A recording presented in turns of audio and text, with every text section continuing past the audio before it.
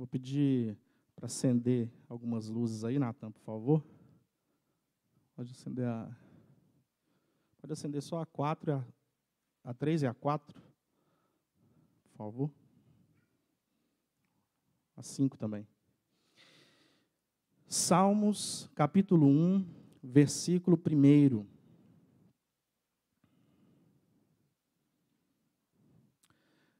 Diz assim a palavra do Senhor: Bem-aventurado o varão que não anda segundo o conselho dos ímpios, nem se detém no caminho dos pecadores, nem se assenta na roda dos escarnecedores.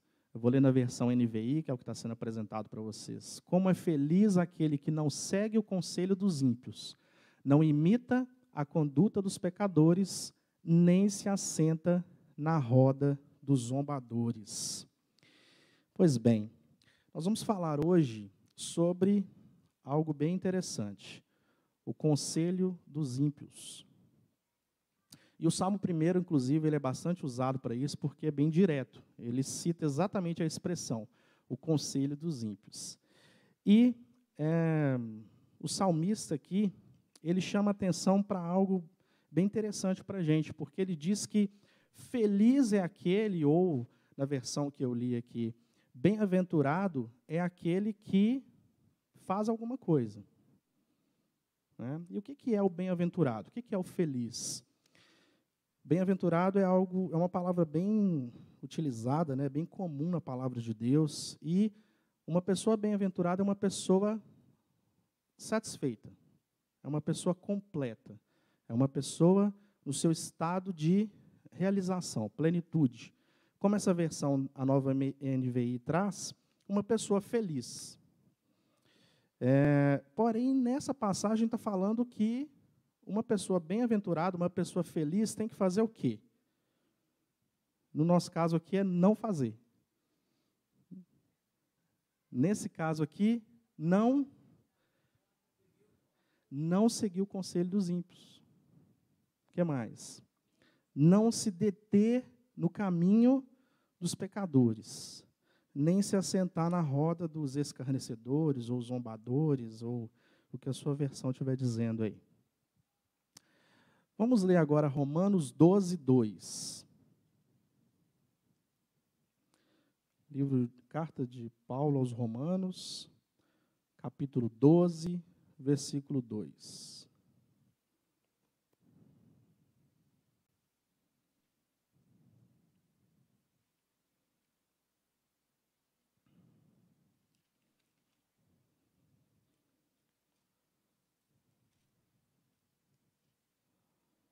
Romanos 12, versículo 2, diz o seguinte: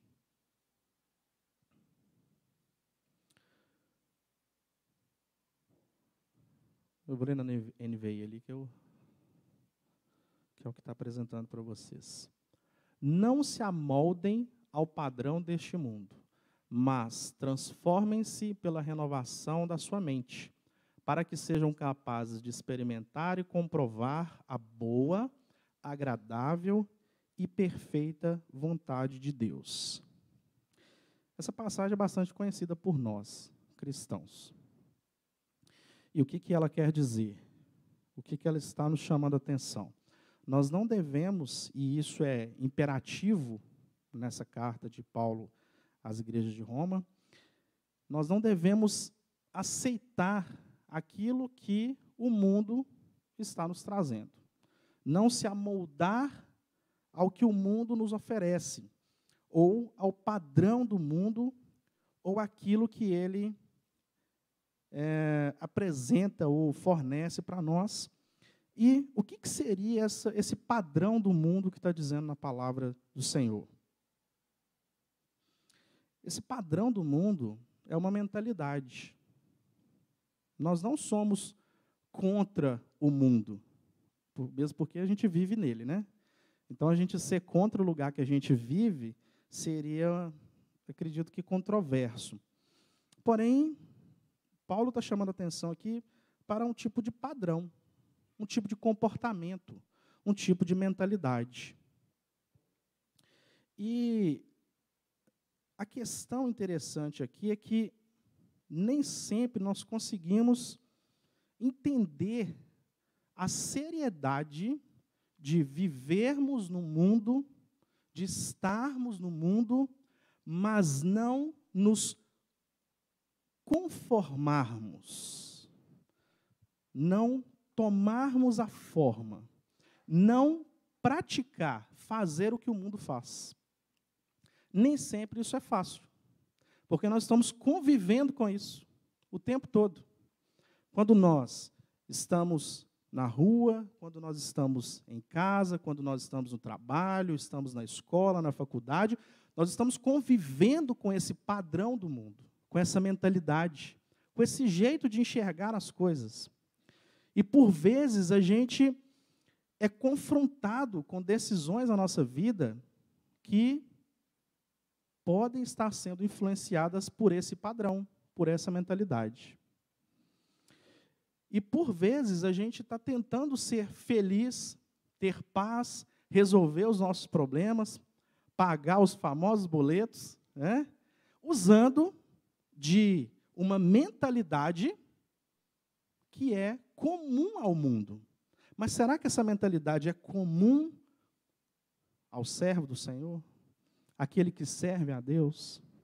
Nós devemos refletir sobre isso, porque, como eu disse, essa mentalidade ela nos cerca. Ela está próxima a nós. Ela está muito perto. E, por vezes, nós podemos sentir aquela tentação de fazer parte, né? De conquistar as mesmas coisas, de andar nesse mesmo caminho, a ter as mesmas atitudes. Porém, a mensagem do Senhor é muito clara: cuidado, não se amoldem ao padrão do mundo. Por que Paulo iria trazer isso para uma igreja que não corresse o risco de estar se amoldando ao padrão do mundo? Se ele falou, é porque ele estava vendo, possivelmente a igreja estava vivendo isso, esse risco de se conformar, ou seja, aceitar e achar natural o padrão do mundo, essa mentalidade do mundo. E, por vezes, a igreja do Senhor, nós podemos correr esse risco de tanto conviver com essas coisas, a gente achar que é normal. É o famoso, todo mundo faz, deve ser bom. E a gente fica nessa tentação e a gente precisa estar muito atento, porque não é à toa que Paulo estava chamando a atenção para isso, não é à toa que o salmista, como nós lemos aqui no capítulo 1, estava chamando a atenção para que a gente não ache que o conselho do ímpio é algo bom. E a gente estando aqui na igreja, no culto, na célula, é lógico que a gente vai falar, não, conselho do ímpio, mas de jeito nenhum, pastor. Mas que é isso? Nós não vamos seguir o conselho, para ficar tranquilo. A gente não vai seguir o conselho do ímpio. Eu sei que dentro da igreja a gente não vai seguir o conselho do ímpio. Eu sei que na célula a gente não vai seguir o conselho do ímpio. Mas e no trabalho? E na rua? Onde o conselho dos ímpios pode estar do nosso lado, no nosso ouvido, ao alcance dos nossos olhos. Né? Então, a gente tem que ter atenção com isso. Por quê? João 14, versículo 27. Livro de João, capítulo 14, versículo 27. Diz assim. Eu vou ler ali enquanto a idade permite. Deixo-lhes a paz, a minha paz lhes dou. Não a dou como o mundo a dá. Não se turbe o seu coração, nem tenham medo. É interessante que nessa passagem já está falando de uma outra coisa que é bem comum ao mundo: pregar paz. O mundo adora pregar paz para a gente. O mundo parece estar buscando uma paz, ou parece já ter encontrado uma paz que ele quer nos oferecer como um presente. Faça isso que vai dar certo. Ande nesse caminho que você vai ter sucesso. E eu não vou falar de coach aqui, né? Hoje tem coach para tudo, né? Só você fazer aqui, 7 passos do sucesso, 10 passos, 5 passos, 2 passos, 20 passos. Quando é muito passo, cansa, então eles começam a diminuir. Mas tem vários passos para resolver todos os seus problemas, para resolver sua vida, para você ter sucesso para qualquer problema. Porque o mundo, ele tem uma paz que ele acredita e ele julga que se ele não alcançou, ele vai alcançar. Porém, João está nos chamando a atenção que existe uma paz, uma verdadeira paz, que não é a mesma paz do mundo. E se existe uma verdadeira paz, nós devemos ter cuidado qual paz nós estamos buscando.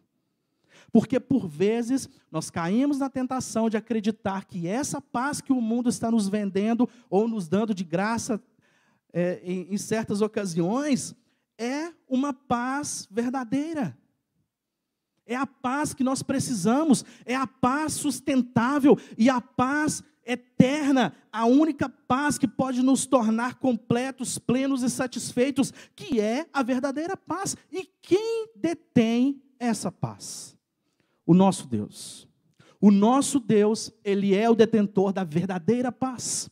Então, quando nós nos depararmos com propostas que se dizem verdadeiras, de uma paz que vai resolver todos os seus problemas, porém, não venha da fonte correta, cuidado.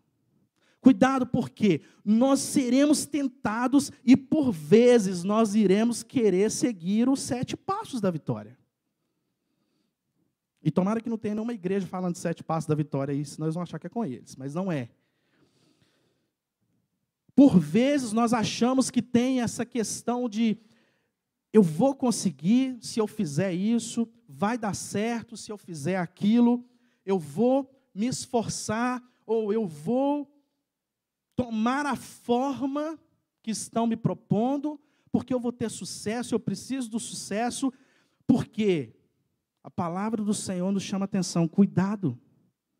Porque existe um padrão e existe uma paz que não é a verdadeira paz. E quando nós não sabemos distinguir qual é a verdadeira paz e qual é o padrão do mundo, nós podemos estar sendo enganados. Vamos voltar em Salmos, porém agora no capítulo 128.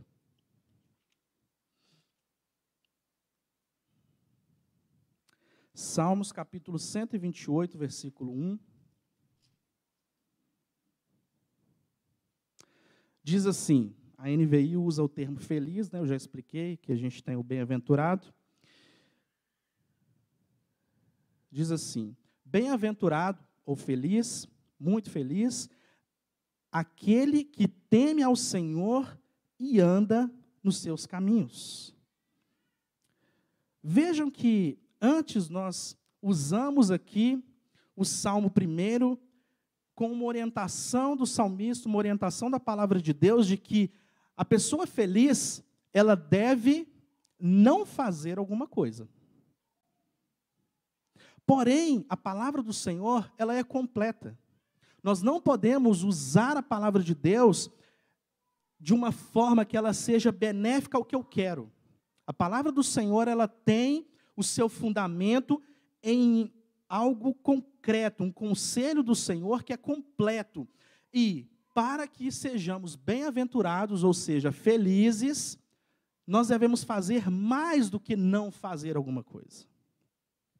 Porque eu serei bem-aventurado, eu serei abençoado, eu serei realizado, eu serei satisfeito e feliz quando eu não seguir o conselho dos ímpios, porém, conforme o Salmo 128, eu serei bem-aventurado quando eu temo ao Senhor e ando nos seus caminhos.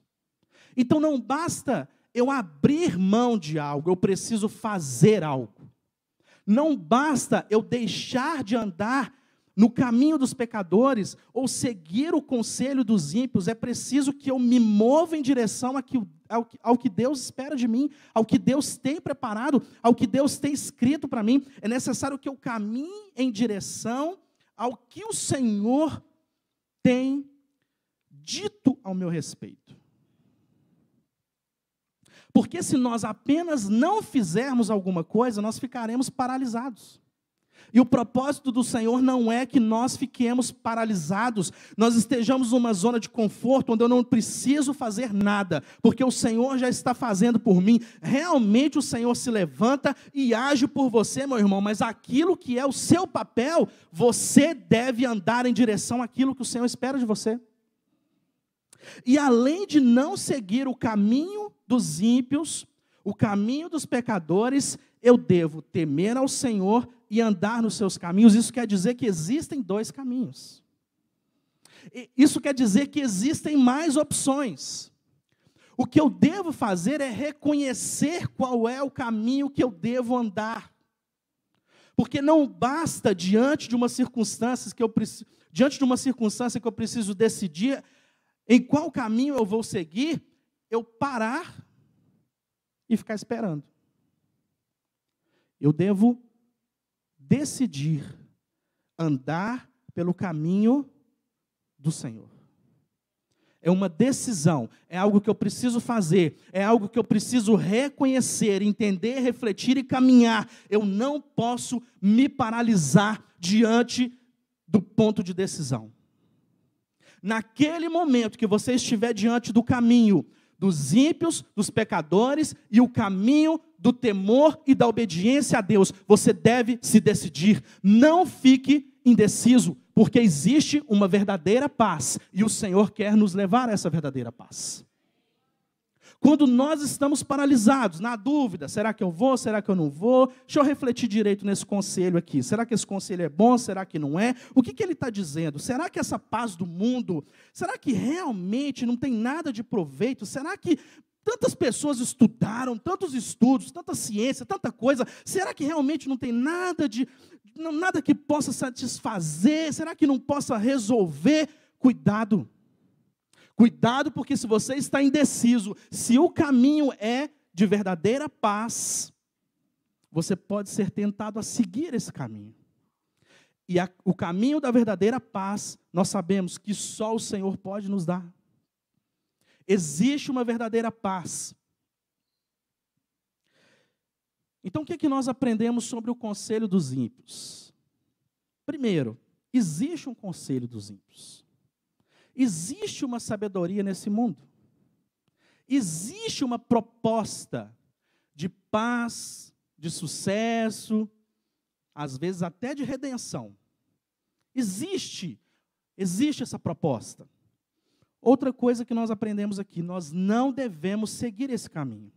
Por mais que seja tentador, por mais que pareça certo, por mais que vá me satisfazer, por mais que eu me sinta atraído pela proposta, pelas palavras, pela sabedoria, eu não posso seguir esse caminho. E terceiro, a paz, a verdadeira paz e a minha realização está no sentido contrário. Não está no conselho dos ímpios. Nós não podemos nos enganar. Existe um conselho dos ímpios, existe um padrão neste mundo, existe uma mentalidade atrativa, porém, nós não podemos seguir este caminho. Mas nós vamos apenas não seguir este caminho? Não, nós vamos no sentido contrário. Nós vamos em direção à verdadeira paz, nós vamos em direção ao Senhor, nós vamos em direção àquilo que Ele espera de nós. Mas nem sempre é fácil a gente enxergar isso. Vamos abrir em 2 Reis, capítulo 20.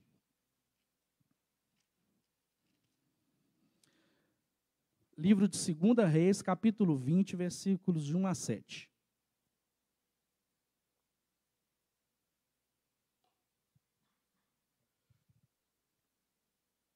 Diz assim, 2 Reis, capítulo 20, versículos de 1 a 7. Naqueles dias, adoeceu Ezequias de morte. E o profeta Isaías, filho de Amós, veio a ele e lhe disse: assim diz o Senhor, ordena a tua casa,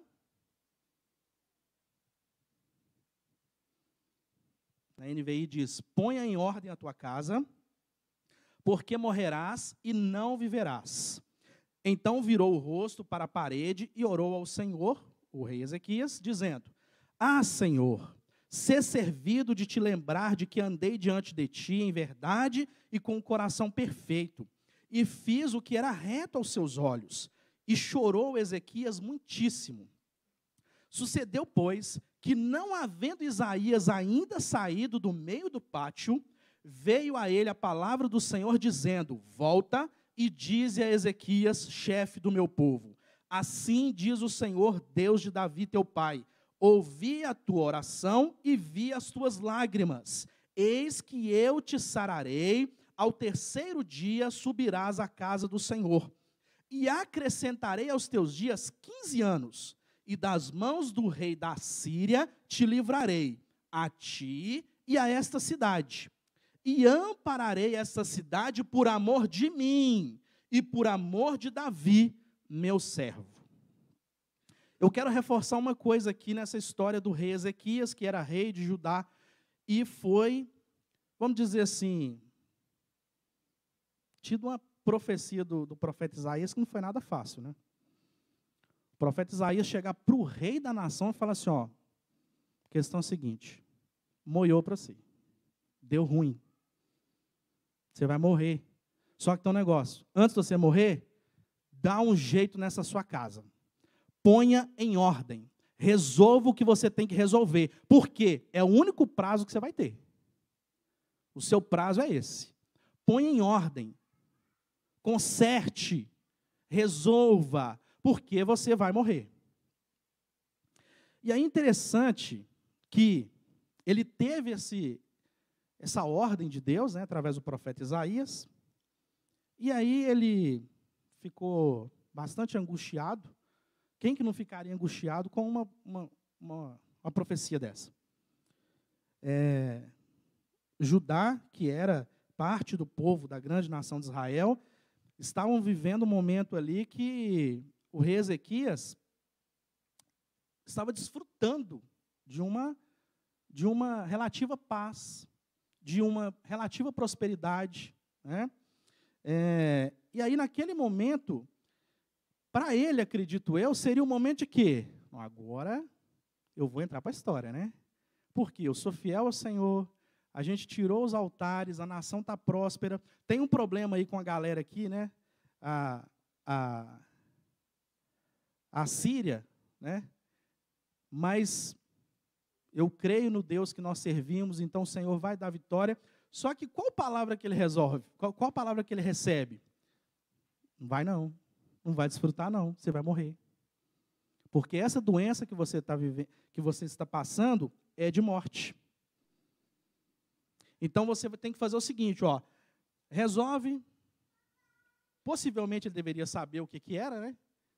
Para o profeta não ter explicado o que era colocar em ordem. Possivelmente ele sabia, né?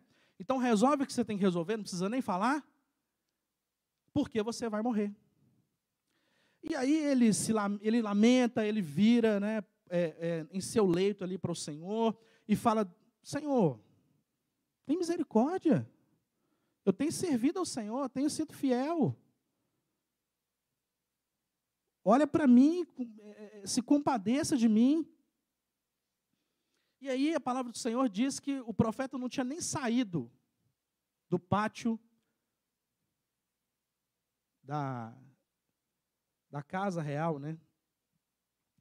E a palavra do Senhor vem em Isaías e fala: volta, e fala com ele que ele não vai morrer por agora, porque eu ouvi a sua oração e também vi as suas lágrimas. Mas o interessante é que Deus deu um prazo de validade para ele. Deus falou que ele viveria 15 anos. E por que Deus falou que ele viveria esses 15 anos? Não foi só porque ele chorou ou porque ele pediu. No versículo 6, se a gente prestar atenção, diz que ele iria viver mais e o Senhor iria abençoá-lo por amor dele mesmo e de Davi, meu servo.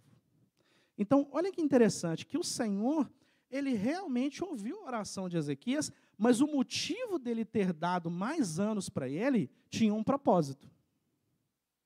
Não era para ele se esbaldar, não, tem mais 15 anos, então agora está tranquilo. Né? Para quem ia morrer daqui uma semana, não sei, mais 15 anos está ótimo. Né? E aí, a partir dessa palavra, a gente entende o quê? Que Ezequias ia ouvir e ia realmente fazer o que o Senhor tinha pedido. Vamos ler agora o versículo 16, do mesmo capítulo 20 de 2 Reis. Diz assim: Então disse Isaías a Ezequias: Ouve a palavra do Senhor. Eis que vem dias em que tudo quanto houver em tua casa, com que entesouraram teus pais até o dia de hoje, será levado para a Babilônia. Não ficará coisa alguma, disse o Senhor. E ainda até teus filhos, até de teus filhos que procederem de ti e que tu gerares, tomarão para que sejam eunucos no paço do rei de Babilônia. Paço? Minha versão está errada. No palácio do rei da Babilônia. Então disse Ezequias a Isaías: Boa é a palavra do Senhor que disseste. Disse mais: E não haverá, pois, em meus dias paz e verdade? Ora, o mais dos atos de Ezequias e todo o seu poder, e como fez a piscina e o aqueduto, e como fez vir água à cidade, porventura não estão escritos no livro das crônicas dos reis de Judá? E Ezequias dormiu com seus pais, e Manassés, seu filho, reinou em seu lugar. Por que eu li até o final? Porque Isaías teve que voltar ao rei Ezequias e falar o seguinte: deixa eu te falar um negócio. O que está acontecendo com você? Eu vim aqui, a gente conversou, Deus mandou a palavra, eu falei a profecia, era para você colocar sua casa em ordem, porque o Senhor ia te levar, você buscou, Deus te deu uma segunda oportunidade, você vem e me dá uma dessa? E o que Ezequias tinha feito? Ele tinha recebido uma comitiva da Babilônia, e o que ele fez com essa comitiva da Babilônia? Chegou diante do reino de Judá e falou assim: ó, vocês estão vendo isso aqui tudo aqui? Olha para você ver, é riqueza demais, né? Olha para você ver, ó, o aqueduto que eu fiz aqui, ó, no meio do deserto, ninguém nunca fez isso. Está vendo isso aqui, ó? Olha o palácio, olha as riquezas. Sabe quem que manda nessa parada aqui? Eu que mando aqui. Porque Deus me colocou aqui, eu tenho autoridade. Então, o negócio é o seguinte: eu não sou qualquer um, não. Porque a soberba subiu ao coração de Ezequias.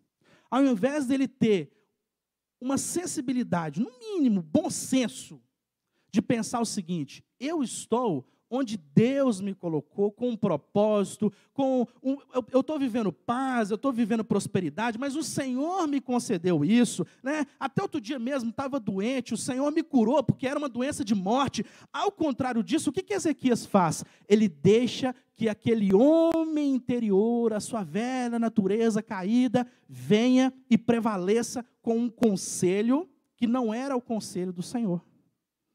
E aí o que ele faz? Ele mostra para toda aquela comitiva que vieram em paz para ver o rei de Judá, ver como é que está o negócio, né? Talvez fazer uma aliança, casar um príncipe com uma princesa, alguma coisa assim, mas é paz, todo mundo quer paz. Hoje a gente sabe que a Babilônia foi terrível, mas na época eles não sabiam, eles estavam preocupados com a Síria. E a Síria, Deus tinha falado que ia cuidar para que eles não viessem e destruíssem o povo de Judá. Porém, a Babilônia era tranquilo. E aí, o que ele faz? Ele mostra aquilo tudo, deixa que eles entendam que ele realmente era o cara, e aí Deus vira para Isaías e fala: Isaías, deixa eu falar um negócio, vai ter que voltar lá. Vai ter que voltar lá. Porque o menino não está entendendo. Ele não está entendendo, eu conversei. E aí Isaías vai lá e fala assim: ó, deixa eu te falar um negócio, agora ficou ruim mesmo. Sabe por quê? Porque o negócio não é só com você mais. Agora, além da Babilônia vir aqui e destruir, levar tudo, ainda vai levar os seus filhos. Sabe o que é interessante? Porque como a gente leu no início da passagem aqui, ele ainda não tinha filhos. Porque aqui diz que os filhos, cadê? Ainda até os filhos, versículo 18, que procederem de ti, ele ainda não tinha filhos. E aí, a profecia é o seguinte, ó, a Babilônia vai vir, vai arrasar com tudo. Os tesouros que entesouraram seus pais, olha para você ver, viu que eu falei que ele não teve bom senso? Não foi ele que enriqueceu, não. A riqueza Deus já havia dado ao povo de Israel. Deus já tinha dado, não foi ele que conquistou. O tesouro que entesouraram seus pais até o dia de hoje será levado para a Babilônia, não ficará coisa alguma. E ainda até os seus filhos que procederem de ti e que tu gerares, tomarão para que sejam eunucos no palácio do rei da Babilônia. E aí a gente que conhece essa passagem ainda fica revoltado com a resposta que ele deu, né? Porque fala assim, boa é essa palavra. Olha o nível da insensatez do ser humano, porque Deus está dizendo que a nação seria destruída, até os filhos do rei. Você sabe o que é uma nação vir, guerrear, vencer, e até os filhos do rei serem tomados? É porque o resto todo foi dominado. Ou seja, aquela palavra era de derrota completa para a nação de Judá. E ainda assim, ele vira e fala, boa é essa palavra. Sabe por que ele falou isso? Porque ele era egoísta. Porque na continuação do versículo ele fala assim, ó, não haverá paz nos meus dias? Não haverá paz nos meus dias? Ou seja, se é para os meus filhos e eu não tenho nem filho ainda, esse negócio é lá para frente. Eu não tenho que preocupar com isso. E outra, Isaías, você mesmo falou que eu vou viver só 15 anos, então meu tempo aqui está acabando. Então, ou seja, ele foi de uma insensatez absurda. Só que o que é que nós tiramos disso, meus irmãos? Por vezes, o que a gente faz parece que está dando certo. Tem uma paz que é pregada no mundo que parece que vai resolver os seus problemas. Porém, se nós não vivermos o conselho do Senhor e não buscarmos a verdadeira paz, isso vai ser passageiro. Querem ver o tanto que é passageiro? Vamos continuar lendo aí, agora no capítulo 21. Capítulo 21, do versículo 1 a 11. Diz assim, tinha Manassés, o filho de Ezequias, que começou a reinar assim que ele morreu, né? Como a gente leu no final do capítulo 20, tinha Manassés 12 anos de idade. Ou seja, fazendo as contas aí, se Ezequias ia viver 15 anos, ele ainda não tinha filho, Manassés começou a reinar com 12. Quantos anos tinha quando aconteceu o evento aqui? Né? Aproximadamente 3 anos. 15 menos 12, 3. Então, ou seja, até vir o Manassés, passou-se 3 anos. Presta atenção nisso aí. Tinha Manassés 12 anos de idade quando começou a reinar, e 55 anos reinou em Jerusalém. E era o nome de sua mãe, Efizibá. E fez o que era mal aos olhos do Senhor, conforme as abominações dos gentios que o Senhor desterrara de suas possessões e diante dos filhos de Israel, porque tornou a edificar os altos que Ezequias, seu pai, tinha destruído. Olha aí, ó. Levantou altares a Baal e fez um bosque como o que fizera Acabe, rei de Israel, que era uma pessoa super gente boa, Acabe.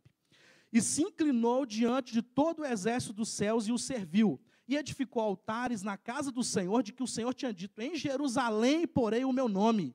Também edificou altares a todo o exército dos céus, em ambos os átrios da casa do Senhor. E até fez passar o seu filho pelo fogo, e adivinhava pelas nuvens, e era agoureiro, e instituiu adivinhos e feiticeiros, e prosseguiu em fazer mal aos olhos do Senhor, para o provocar a ira.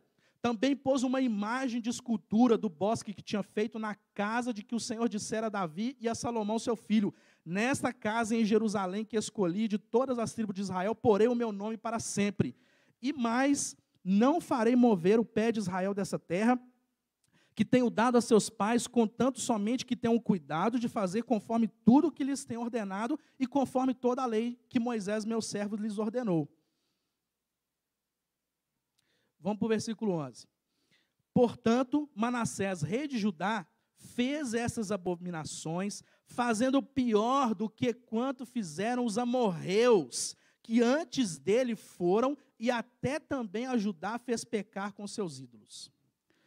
Olhem o que aconteceu depois que Ezequias morreu. Manassés, ele reinou em Judá após a morte de Ezequias. Ele começou o seu reinado com 12 anos, e como diz aqui no primeiro versículo que a gente leu, ele reinou 55 anos. Ele é considerado um dos, se não o pior, um dos piores reis de Judá e da nação de Israel. Porque isso aqui foi o que deu para relatar o que ele fez. Porque imagina que uma pessoa que fez isso aqui, que passou o próprio filho dele no fogo, oferecendo ao rei, a entidade, né, que geralmente é atribuída a esse tipo de sacrifício, que é a Moloque. A gente não sabe se foi a Moloque. Provavelmente, ele matou o próprio filho. Olha para vocês verem o nível de cegueira dessa pessoa. Imagina o que mais esse cara não fez. Então assim, Manassés, filho de Ezequias, foi um dos piores reis de Judá, tirando toda a confusão que foi causada com a Babilônia vindo, né? Mas enfim. Mas qual que era a visão de Ezequias? Não, mas no meu tempo vai estar tranquilo, porque vai ter paz. Que paz é essa? Essa é a verdadeira paz? Ou seja, a gente tem que ter muito cuidado, porque as consequências futuras de uma momentânea paz podem ser terríveis para nós. As consequências futuras de algo que Deus entregou nas suas mãos para cuidar, ou um caminho a seguir, elas podem ser catastróficas na sua vida, no seu ministério e na sua família. Porque nós podemos estar vivendo paz, mas uma falsa paz, assim como estava vivendo Ezequias. Ezequias olhou para o reino, olhou para a profecia e falou assim, não, está tranquilo, né? Vou viver mais 15, já vivi 3, tal, Manassés vai vir aí, beleza, vai dominar esse negócio aí, eu vou embora.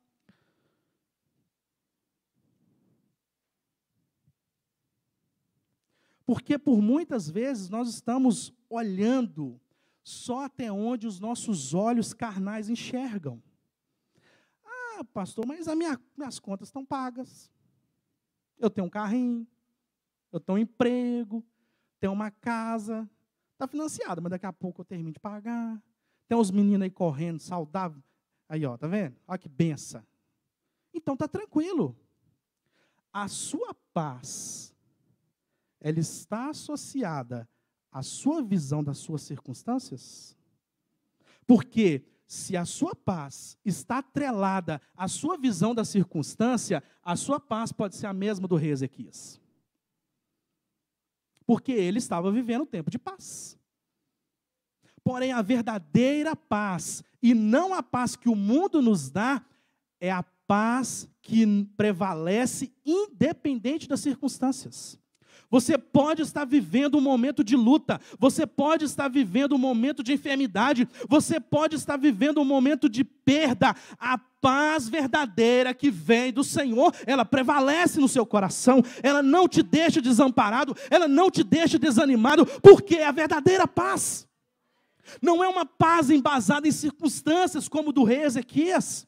Não é uma paz que depende daquilo que você está vendo, mas da sua visão de propósito, olhando para o alvo, olhando para Cristo, olhando para o que o Senhor diz a seu respeito.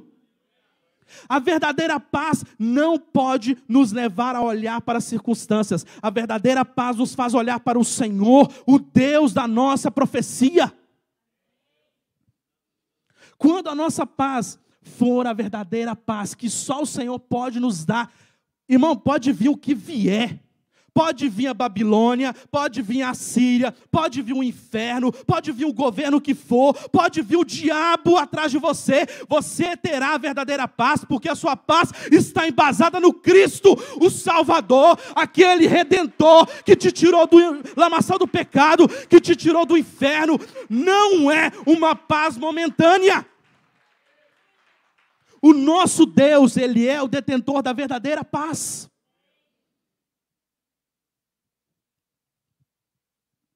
Quando nós temos visão de propósito é diferente. Abra aí Romanos 8, 28.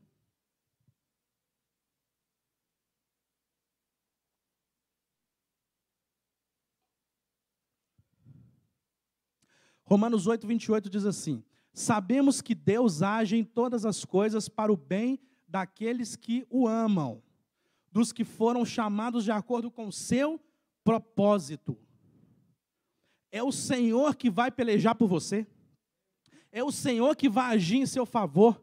É o Senhor que vai afastar o inimigo. É o Senhor que vai operar o milagre. Mas desde que nós entendamos que nós vivemos por um propósito.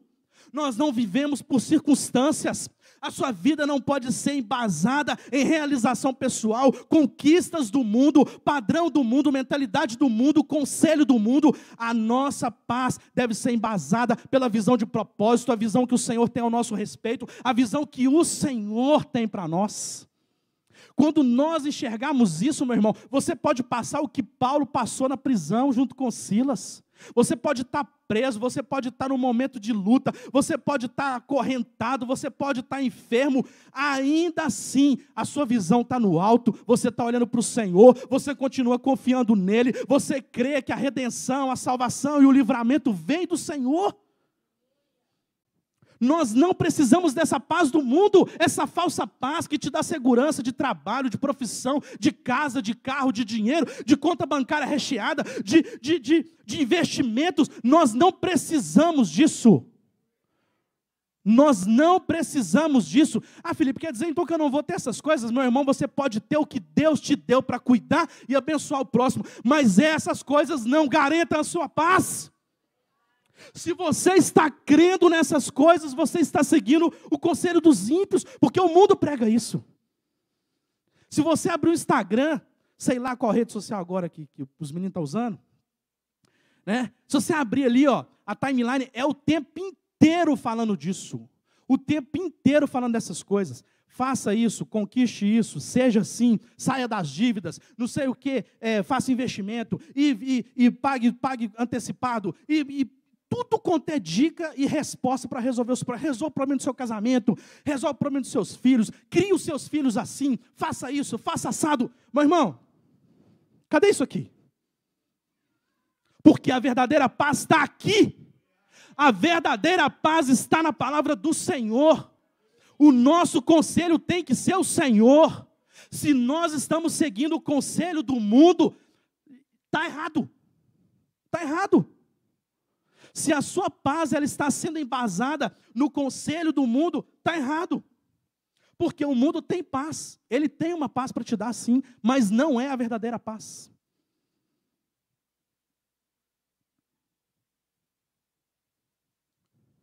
Mateus 7, versículo 15.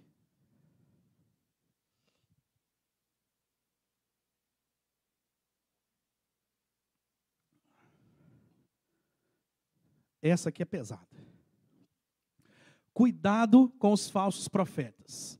Eles vêm a vocês vestidos de peles de ovelhas, mas por dentro são lobos devoradores. Aí eu te pergunto, se é profeta, está onde? Está lá no mundo? Está não. Está dentro da igreja. Aqui não. Em Peniel, não. Mas tem um monte aí. Eu tenho que crer que não está aqui, né, gente? Nós estamos trabalhando para isso e cremos que o Senhor também. Mas tem muito. Se é profeta, gente, está no meio religioso. Não está lá no mundo falando de coisa do mundo. Está falando das nossas coisas. Está falando de coisas do reino. Está falando da Bíblia. Mas é falso. É uma falsa paz. É um falso ensino. É um falso profeta. Cuidado. É o que está sendo falado. Não sou eu. É o livro de Mateus, capítulo 7, versículo 15. Cuidado com os falsos profetas. E se é profeta, está no nosso meio. 1 João 2 fala, eles saíram do nosso meio. Mas não era dos nossos, mas saiu de onde? Do nosso meio. Então, cuidado, meu irmão. Não é porque está falando de Bíblia, não é porque está falando do Evangelho, não é porque está falando de Deus que é profeta verdadeiro. Cuidado, cuidado, igreja. Falso profeta dentro das igrejas, na internet tem aos montes. Mateus está falando, cuidado. Não é para você não ouvir. Nós vamos ver aqui como ouvir. Mas é para ter cuidado. Agora eu vou te falar como ouvir. Segue aí, versículo 16. De Mateus 7.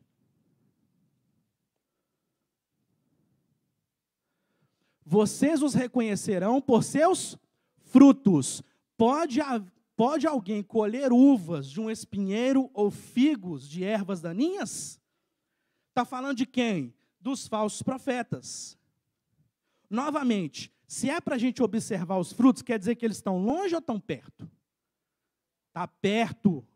Está perto, o falso profeta está perto, não se engane, não ache que está longe de você, o engano está perto. A questão é você saber se é verdadeira paz ou se é padrão do mundo. E nós temos que reconhecer pelo quê? Pelos frutos. E os frutos, meus irmãos, eu não tenho tempo para discorrer aqui, não é salvação. Porque não tem, a palavra fala de bons frutos e de maus frutos nessa passagem, e não existe uma salvação ruim. Frutos aqui são frutos de obediência, seguir a palavra, seguir a correta e verdadeira palavra do Senhor. Isso é bom fruto. O fruto, resultado da ação do Espírito Santo. Quando você faz isso, gera salvação. Que é o quê? Convencimento do Espírito Santo. A própria pastora falou aqui. Então, ou seja, nós não observamos se pessoas estão levantando a mão, aceitando Jesus, quer dizer que é profeta verdadeiro. Não. O verdadeiro profeta gera frutos dignos de arrependimento, frutos de obediência à palavra do Senhor. Se pessoas estão sendo salvas, amém, glória a Deus. Mas a sua visão é o quê? Está gerando fruto? Frutos conforme a palavra do Senhor? Frutos de obediência? Então, é verdadeiro profeta. Provérbios 14, 12. Já estou terminando, pode ficar tranquilo. Desanima não. Provérbios 14, 12. Há caminho, presta atenção, hein? Dispersa não. Há caminho que parece certo ao homem, mas no final conduz à morte. Ezequias. Fala que não é. Olha o Ezequias aí. Está tranquilo, paz, conquistando, rompendo em fé. Cuidado, tem coisa, gente, que parece certo. Você não pode achar que é certo, você tem que ter certeza, porque aqui vai te falar se é ou se não é. Você tem que ter certeza. Não é dessa assim, esses dias eu estava até falando com a pessoa. Um podcast. Muito, muito bem argumentado, amparado, cheio de explicação científica, psicológica, filosofal da vida. Aí eu falei assim, vai contra isso e isso da palavra do Senhor. Não adianta. Para mim, conforme a palavra, falso profeta. Porque está ensinando alguma coisa que vai contra a palavra do Senhor, por mais bonito que seja, por mais correto que seja, politicamente correto que seja, por mais que seja bonito. Se vai contra o que a palavra fala, meu irmão, não é assim, não, mas não veja bem, porque aí essa passagem está falando isso aí, mas se a gente interpretar do outro jeito, irmão, se está interpretando do outro jeito, que não é o que Deus está falando, o que o Espírito Santo está revelando, está errado. Não adianta a gente ficar dando jeitinho. Não, porque se a gente juntar essa parte com a outra aqui, quebrar o Caio Zé no chão, como dizia o Didi, irmão, não tem jeitinho com a palavra do Senhor. A palavra do Senhor, ela é correta, eficaz, e ela vai te falar. Se você quer ouvir, é outros 500. Aí o que geralmente é o conselho dos ímpios? Eu já até falei, né? Trazer paz. Você vai ser feliz. Venha que você vai ser feliz. Você precisa, você merece ser feliz. Discurso bonito. Você merece ser feliz. Você está com esse traste do seu lado aí, larga. Você merece ser feliz. Não pode cortar isso aí não, hein, gente? Ó, senão, misericórdia. É só uma explicação. Né? Não, seu pai mandou. Não, mas que é isso? Hoje em dia não tem esse negócio de pai e mãe mais não, gente. Isso aí não existe mais não. Aqui, ó, a gente tem tudo que a gente precisa aqui, ó. Vamos na internet, vamos pesquisar se é assim mesmo. Não, aqui, o trem de droga aí já mudou muito. Na época do seu pai é que era ruim. Hoje em dia já tem uns negócios aí. Todo mundo toma remédio. Então, esse aqui é só um remédio diferente. Nem precisa de receita. O lugar que a gente pega lá nem precisa de receita. Gente. Que perdoar? Nome que tem mais fora de moda. Que, meu filho, deu na cara, você dá na hora, não perde nem tempo. Ele não te dá outra, entendeu? Que te magoou, essa vocês vão lembrar. Que pisou em mim, eu largo mesmo. Pisou em mim, não, eu não sou gente, não nasci para ser pisado, não. Eu largo mesmo, pode ser o que for, namorado, marido, esposa. Hoje em dia estão largando até filho. Estou mentindo? Quanto mais pai e mãe. Aí eu vou te falar um negócio aqui. Ó. Vamos lá. Êxodo 20, 12. Vai, fica, bobo. Fica, estou dando um de lucinha aqui. Vai lá, Êxodo 20. Êxodo 20, 12. Você não conhece, não? Vou te apresentar. Honra a teu pai e a tua mãe, para que se prolonguem os teus dias na terra que o Senhor teu Deus te dá. Dá jeitinho para explicar que não é isso aqui que está falando? Dá jeitinho para mim? É pai? É mãe? É traste? Importa não, filho. Está mandando honrar. Não tem vírgula se ali, não. Vamos lá para o outro que eu estou sem tempo. Lucas 6:35. Lucas 6:35.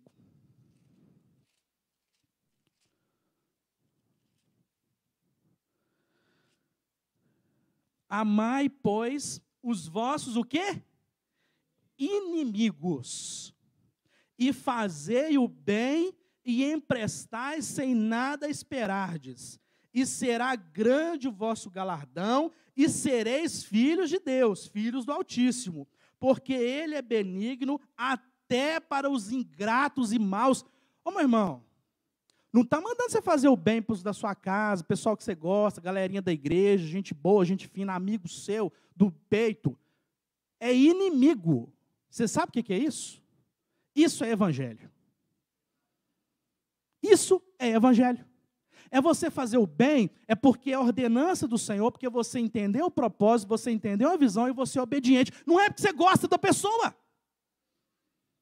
Não é porque você acha ela bonitinha, porque ela te fez bem, ou porque ela vai te dar alguma coisa em troca. Porque aqui está falando sem esperar nada em troca. Porque a gente está acostumado a fazer o bem para quem a gente vai ter ali a contrapartida, os negocinhos, as catiras, né? Vai ter uma volta aí, mais para frente, tem uns negócios aí que eu estou esperando. Entendeu? Então nós estamos fazendo investimento. Ô meu irmão, vai fazer investimento no reino, vai fazer investimento no céu, vai pregar o evangelho de verdade, que as pessoas vão converter, aí sim ele vai deixar de ser inimigo, vai passar a ser o seu amigo. Faz investimento no reino, é bem melhor. Colossenses 3:13.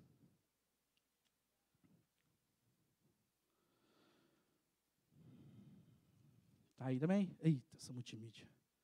Colossenses 3:13. Suportem-se uns aos outros e perdoem as queixas que tiverem uns contra os outros.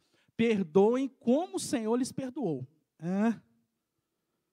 Então é essa aí do Instagram, então, né? Pisou em mim, eu largo mesmo. Não tem desse tempo de perdoar, não. Eu fico com mágoa mesmo. Eu tenho direito de ficar magoado. Eu tenho direito. Você não tem direito coisa nenhuma, não. Você está dando direito para o inferno, para o diabo na sua vida, quando você não libera perdão, porque isso é bíblico. Isso é bíblico, está destruindo as nossas famílias, está destruindo as nossas amizades, está destruindo os relacionamentos. O quê? A falta de perdão, meu irmão. Ah, Felipe, então você quer dizer então que eu tenho que ser pisado o resto da vida? Não, meu irmão. Faz o que o Senhor está mandando. Obedece. Você vai colher o fruto. A paz, a verdadeira paz, vai vir. Você vai ter problema se você seguir o conselho do mundo, que tem uma paz que não é a paz que o Senhor nos dá. E, para terminar, 1 João 1,9.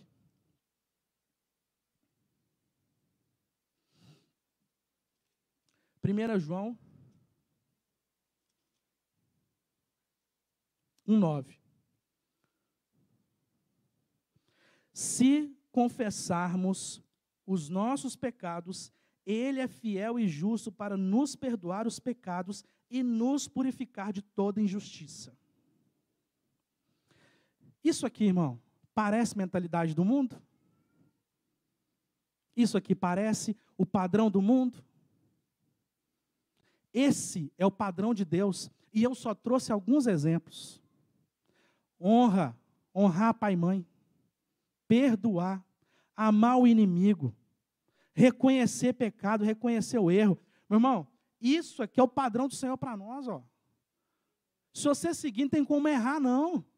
Aí nós teremos a verdadeira paz. Vamos parar de ficar ouvindo o conselho dos ímpios. E tem muito ímpio por aí. Está sobrando. A gente tem que colocar fim nessas gerações Manassés que estão vindo, amém? Tem muita geração Manassés querendo reinar aí, ó. Vamos deixar, não. Vamos fazer diferente do Ezequias? Se o Senhor te deu um tempo de vida, vamos usar certinho? Pôr a casa em ordem? Deus vai te falar isso. Se você não sabe, para ficar tranquilo, que Ele vai mandar um Isaías te falar aí. O que é para você pôr em ordem? Se você não sabe, pode ficar tranquilo. Se você buscar, o Senhor vai te falar o que é. Mas coloca a sua casa em ordem, porque eu não sei se é 1 ano, eu não sei se são 15 anos, eu não sei se são 50 anos, eu não sei se são 100 anos, mas o Senhor te deu um prazo para cumprir esse propósito, meu irmão.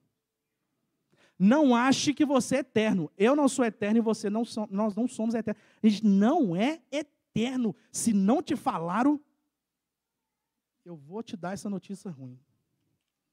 Nós temos um prazo nessa terra, mas nós também temos um propósito. E eu creio que o Senhor vai fazer cumprir o propósito na nossa vida, porque nós somos do Senhor, amém? Então vamos botar fim nessa... Coloca de pé, irmão. Eu nem gosto de fazer isso não, mas... Como diz a pastora, né? Às vezes o profético... Vamos colocar fim nessa geração Manassés que está querendo se levantar, que não seja por nós. Que não seja da nossa geração, em nome de Jesus. O Senhor vai fazer uma geração eleita depois de nós, que vai levar essa semente do Evangelho, que vai fazer a diferença, que vai conduzir as pessoas à verdadeira paz, que só o Senhor pode dar. Em nome de Jesus, ora no seu lugar, meu irmão. Peça ao Senhor, Senhor, me ajuda a pôr minha casa em ordem, Pai. Me ajuda, Senhor, a consertar aquilo que está quebrado, aquilo que está errado. Senhor, eu confesso o meu pecado, aquilo que está errado, eu te peço perdão, ó Pai, mas faça além de mim, faça, Senhor, gerar a tua paz. Eu não quero gerações de Manassés após mim, ó Pai, eu quero visão de propósito, eu quero enxergar o teu reino, eu quero propagar o teu evangelho, eu quero fazer a diferença, ó Pai, para que o teu nome seja honrado, em nome de Jesus. Senhor, em nome de Jesus, opera em nós a verdadeira paz. Por mais